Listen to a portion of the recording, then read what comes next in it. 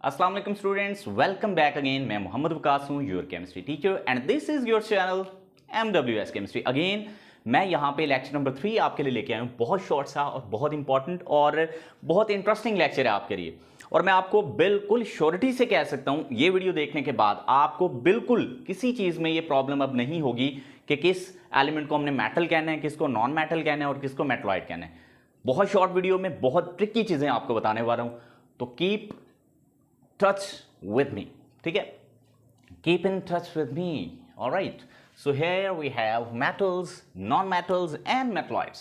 हमारे पास हैं metals, non-metals और metalloids का कॉन्सेप्ट इस पूरे लेक्चर में। बहुत शॉर्ट सा लेक्चर। मेटल्स क्या है? नॉर्मली मेटल्स, नॉन मेटल्स और मेटलॉइड्स को हम इलेक्ट्रॉन्स की मदद से जो है वो एक्सप्लेन कर सकते हैं। अब जो एलिमेंट्स जो हैं वो आसानी से अपने इलेक्ट्रॉन लूज करने की एबिलिटी रखते हैं, means they have low ionization energy. Low ionization energy का मतलब है हम तो थोड़ी सी एनर्जी दें तो उनके इलेक्ट्रॉन जो वैलेंस शेल में होते हैं वो लूज हो जाते हैं, वो एस्केप हो जाते हैं, वो एमिट हो जाते हैं। तो इस तरह के एलिमेंट्स को हम क्या बोलते हैं? मेटल्स बोलते हैं, ठीक है? और जो एलिमेंट आसानी से इलेक्ट्रॉन गेन कर लेते हैं, जिनकी हाई इलेक्ट्रॉन अफिनिटी होती है, इस हाई इलेक्ट्रॉन अफिनिटी लो आयोनाइजेशन एनर्जी को हम आगे चल के डिस्कस करेंगे। बहरहाल यहाँ पे इतना सीख लो, वो एलिमेंट्स जो आसानी से इलेक्ट्रॉन लूज कर सकते हैं वो मेटल्स हैं, जो आसानी से इलेक्ट्रॉन गेन कर सकते हैं वो नॉन मेटल्स हैं। वैसे प्रॉपर्टीज और भी बहुत सारी हैं, लेकिन यहाँ पे हम सिर्फ यहाँ तक महदूद रहेंगे। और मेटलॉइड्स की अगर हम बात करें तो मेटलॉइड्स वो एलिमेंट्स होते हैं जिनकी प्रॉपर्टीज मेटल्स और नॉन मेटल्स के दरमियान रहती हैं, मतलब वो इलेक्ट्रॉन देते और लेते रहते हैं, दोनों की प्रॉपर्टीज शो करते हैं। तो in between metals and non metals इनकी प्रॉपर्टीज होती हैं, तो इनको मेटलॉइड्स कहते हैं। The elements which lose their electrons easily and form positive ions. तो जब इलेक्ट्रॉन लूज होता है तो जो आयन बनता है वो पॉजिटिव होता है। इस तरह के एलिमेंट्स को हम बोलेंगे क्या? मेटल्स। और अगर कोई element, those elements which can gain electrons and form negative ions, अगर कोई एलिमेंट इलेक्ट्रॉन ले लेगा तो ऑब्वियस सी बात है उस पर नेगेटिव चार्ज होगा। और मेटलॉइड्स वो होंगे जिसपे नेगेटिव या पॉजिटिव दोनों चार्ज आ सकता है। वो डिपेंड करता है वो इलेक्ट्रॉन ले रहे हैं या दे रहे हैं। अगर ले रहे हैं तो नेगेटिव आएगा, दे रहे हैं तो पॉजिटिव आएगा। सर हम इसको कैसे याद रखें कि कितने एलिमेंट्स जो हैं वो मेटल्स हैं, कितने नॉन मेटल्स हैं और कितने मेटलॉइड्स हैं? पहले हम आते हैं मेटलॉइड वाली कैटेगरी में, क्योंकि अगर आपको मेटलॉइड समझ आ गया तो आपको मेटल्स नॉन मेटल्स वैसे ही समझ आ जाना है कि वो कहाँ पड़े हैं हमारे मॉडर्न पीरियोडिक टेबल के अंदर। मेटलॉइड्स जो हैं वो पड़े हैं सिर्फ यहाँ पी ब्लॉक में। ये ब्लॉक्स क्या हैं ये अगली वीडियो में मैंने आपको बताना है, लेक्चर नंबर 4 में। ये लेक्चर नंबर 3 है हमारा। ये एक ब्लॉक है, ये बीच में एक ब्लॉक है, ये ब्लॉक है और नीचे एक ब्लॉक है। ये ब्लॉक हम कहते हैं इसको पी ब्लॉक। अब इस पी ब्लॉक में देखें, जो 13 ग्रुप का पहला मेंबर जिसका नाम बोरोन है, दिस इज अ मेटलॉइड। और याद रखना, मेटलॉइड से नीचे ग्रुप के अंदर जो भी एलिमेंट्स होते हैं दे आर कॉल्ड मेटल्स, उनको मेटल्स कहेंगे, ओके? और मेटलॉइड से ऊपर जो एलिमेंट्स होंगे वो नॉन मेटल्स होंगे ग्रुप के अंदर। ये भी याद रखना है, ये बहुत सिंपल है। देखिए अब ये सिलिकॉन और जर्मीनियम अगर मैं आपसे बोलूं कि ये मेटलॉइड्स हैं तो बताओ मेटल्स यहाँ पे इस ग्रुप के अंदर कौन सी हैं? तो सर ये टिन और लेड नीचे जो पड़ी हैं। तो नॉन मेटल कौन सी है? सर ये कार्बन है ना। कितना आसान। अच्छा सर हमें कैसे पता चलेगा मेटलॉइड कहाँ पड़े? उसका भी बताता हूँ ट्रिक। अच्छा ये आर्सेनिक और एंटीमनी है, इनसे ऊपर ये दोनों नाइट्रोजन और फास्फोरस नॉन मेटल हैं और इनसे दोनों नीचे मेटल्स हैं। इसी तरह टेलुरियम एंड पोलोनियम ये दोनों मेटलॉइड्स हैं। इन मेटलॉइड से जितने भी ऊपर 3 एलिमेंट्स इस ग्रुप के, selenium, sulphur, oxygen, these are non metals. यहां पे बताएं मुझे कोई मेटलॉइड है? नहीं है ना। तो ये सारी नॉन मेटल्स हैं, इनको हम बोलते हैं हैलोजेंस। इसके अंदर कोई मेटलॉइड है? नो, इनको नोबल गैसेस कहते हैं। ये भी सारी नॉन मेटल्स हैं। और इधर सिर्फ ये हाइड्रोजन है नॉन मेटल, सिर्फ एक एक्सेप्शनली।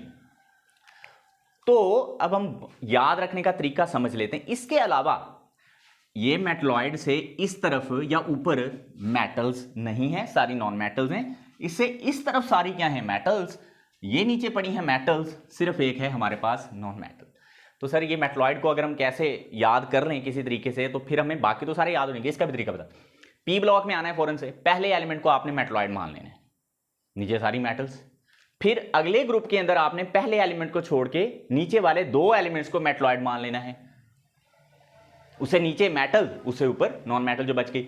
उससे अगले ग्रुप में आए, पहले 2 को छोड़ दें, फिर नीचे वाले 2 को मेटलॉइड माने, तो जो ऊपर छोड़े थे वो नॉन मेटल और नीचे जो आगे एलिमेंट्स ये वाले वो ये वाली एक मेटल।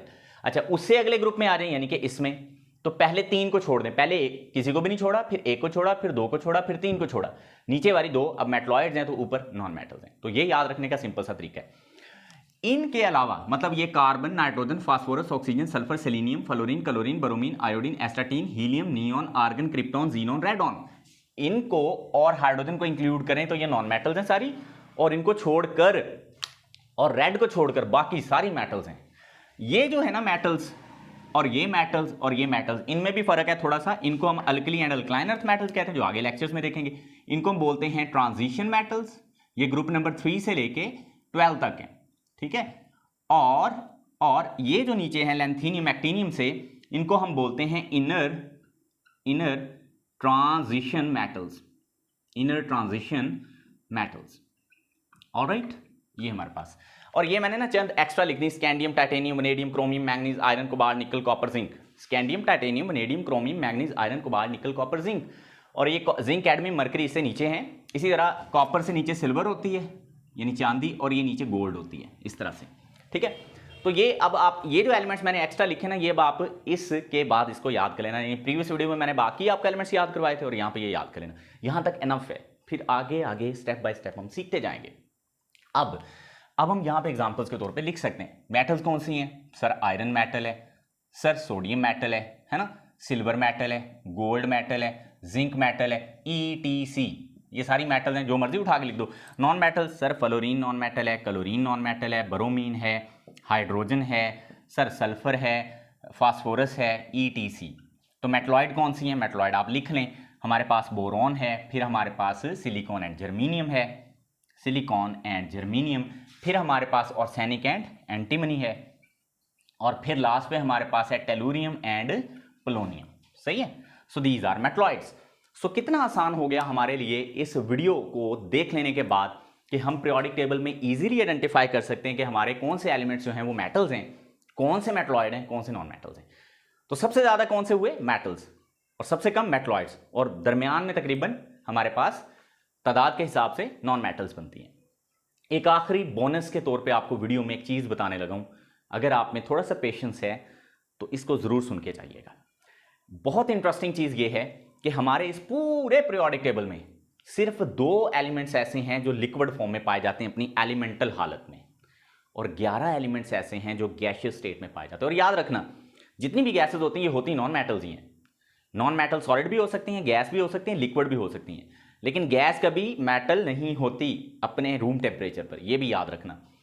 तो आपको बता के जाता हूं कि 2 लिक्विड सब्सटेंसेस हमारे एलिमेंट जो हालत में पाए जाते हैं वो कौन से हैं। उसमें एक है ये वाली मरकरी, ये इसको याद रखना है, और एक है हमारे पास ब्रोमीन। ये 2 वो एलिमेंट्स हैं, एक इनमें से मेटल है और एक इनमें से नॉन मेटल है, जो अपनी प्योर हालत में, एलिमेंटल हालत में रूम टेम्परेचर पर लिक्विड होते हैं। Okay, room temperature is 25 degree centigrade और 298 केल्विन, ठीक है। अच्छा, बाकी 11 एलिमेंट्स गैसेस हैं, वो कौन से हैं? एक हाइड्रोजन है, H2 की फॉर्म में पाई जाती है, कार्बन नहीं है, कार्बन सॉलिड है, हालांकि नॉन मेटल है। अच्छा, नाइट्रोजन गैस है, ऑक्सीजन गैस है, फ्लोरीन गैस है, क्लोरीन गैस है, ये सारी नोबल गैसेस हैं, helium, neon, argon, krypton, xenon and radon. So these are 11 gases which are present in our modern periodic table. 2 elements are the liquids and the other all जो elements हैं वो solids हैं। उनमें से 4 non metal हैं। उन solids में से कार्बन सॉलिड है, नॉन मेटल है, फास्फोरस सॉलिड है, नॉन मेटल है, सल्फर सॉलिड है, नॉन मेटल है, सेलेनियम सॉलिड है, नॉन मेटल है, और बाकी सारे सॉलिड जो हैं वो मेटल्स हैं। ये मैंने सारा कुछ आपको एक्स्ट्रा बताया। तो आखिर में इसमें कंक्लूड कर देता हूँ वीडियो को। हमारे पास मेटल्स हैं, नॉन मेटल्स हैं एंड मेटलॉइड्स हैं। मेटल जो होती हैं वो आसानी से इलेक्ट्रॉन लूज करती हैं, नॉन मेटल गेन करती हैं, और मेटलॉइड ये दोनों प्रॉपर्टीज शो करती हैं। और मेटलॉइड्स ये डायगोनल फॉर्म में इस तरफ नॉन मेटल हैं सारी, या इनसे ऊपर नॉन मेटल्स हैं, और ये हाइड्रोजन नॉन मेटल है, बाकी सारी मेटल्स हैं इन मेटलॉइड्स को छोड़कर।